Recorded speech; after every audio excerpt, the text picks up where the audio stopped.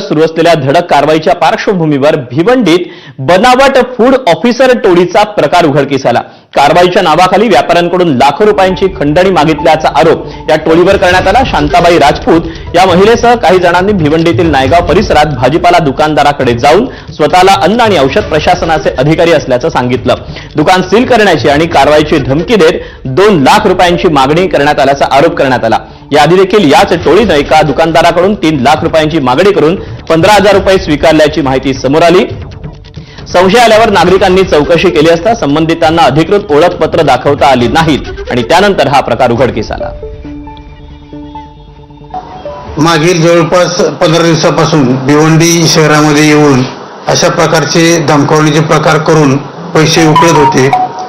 काल प्राप्त झालेल्या तक्रारीवरून या 3 महिला आणि पुरुषाविरुद्ध खंडणी आणि तोतेगिरीचा गुन्हा दाखल करण्यात आलेला आहे।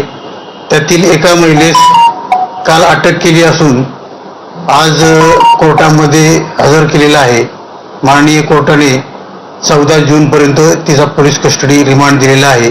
तर त्याने आम्हाला सांगितलं की आम्ही एफडीए वाले आहोत, आम्ही इथे कारवाईसाठी आलो।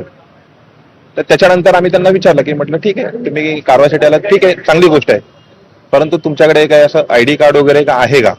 तर त्यांनी सांगितलं की आमच्याकडे आयडी वगैरे आहे, पण आम्ही तुम्हाला नंतर दाखवू। त्यानंतर जेव्हा हे सगळं प्रकरण पब्लिक तिकडे जमली, त्यानंतर पब्लिक जमल्यानंतर त्यांच्यातले काही जे होते सहकारी ते तिथून पळ काढले त्यांनी। मुंबईतला गोरेगावचा मृणालताई